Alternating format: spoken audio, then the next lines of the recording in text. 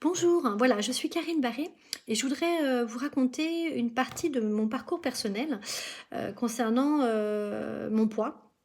En 2013, je faisais 92 kilos et j'avais des problèmes de troubles alimentaires, je faisais de la boulimie et du coup j'ai décidé de faire une hypnothérapie pour m'aider à sortir de cela.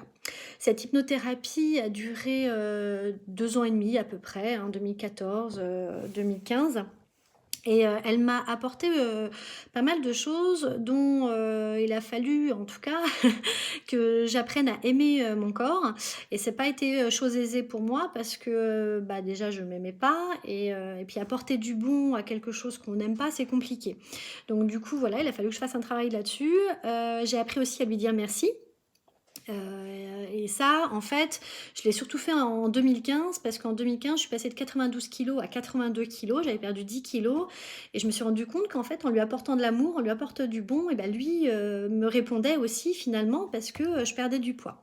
Donc 2016, bah, je suis plutôt dans une phase de doute parce que je reprends du poids, je fais 85 kilos et je sens bien qu'en fait, voilà, je me mets à douter, je me dis que j'arriverai jamais à mon objectif, que de toute façon c'est une fatalité parce que dans ma famille, voilà, il y avait de l'obésité.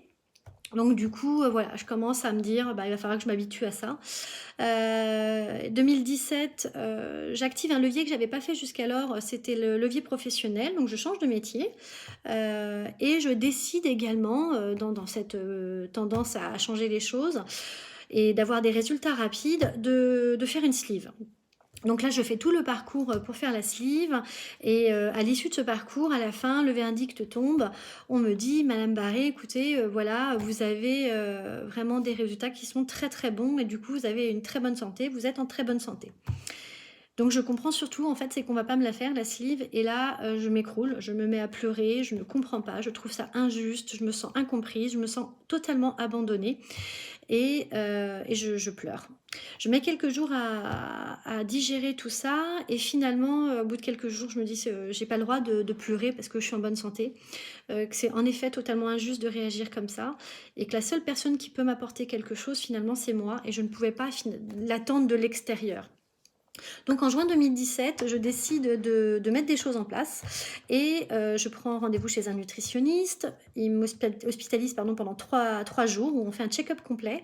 Il me donne un programme alimentaire où j'ai bien stipulé que je voulais garder une notion de plaisir parce que je n'imaginais pas en tout cas repartir sur des régimes contraignants, de frustration, de contrôle et de compensation derrière. Du coup, je mets en place ce programme alimentaire, je mets en place du sport, chose que je faisais certes, mais pas de manière régulière. Donc là, je décide de le faire de manière régulière, donc 2 fois par semaine.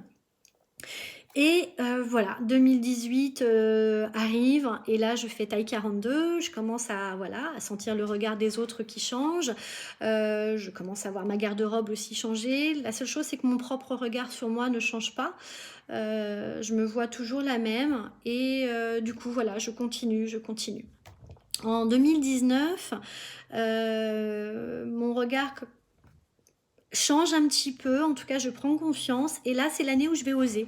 Je vais oser bah, faire un 10 km, chose que j'avais jamais fait. J'ose m'inscrire au Mud Day, voilà, quelque chose sur le dépassement de soi que j'avais jamais fait. Alors certes de manière ludique, mais quand même. Et j'ose aussi partir 4 jours toute seule dans une maison isolée pour me reconnecter à moi, à mes besoins, à mes peurs, à mes ressources, à finalement au sens de ma vie. Et c'était la première fois que je regardais l'horizon toute seule et là je me suis fait un véritable cadeau. 2020, je suis en face de vous et je fais 70 kilos, je fais taille 40, je me sens nettement mieux qu'en 2013. Pour autant, mon chemin est pas terminé, hein, j'ai une IMC encore en surcharge. Et du coup, voilà, aujourd'hui, j'ai décidé de partager cette histoire avec vous parce que mon chemin est pas terminé. J'ai envie de le finaliser avec vous. Et je vais commencer déjà par vous montrer une photo de moi en 2013, une photo de moi en 2019, parce que bah, grâce à cet exercice, en fait, j'ai vu que j'avais changé, alors que avant de faire cette vidéo, avant de préparer tout ça, j'avoue que je ne le voyais pas. Donc J'ai encore un chemin, je vais vous le montrer à travers, mes différentes vidéos, et pour aujourd'hui, je vais vous montrer mes photos.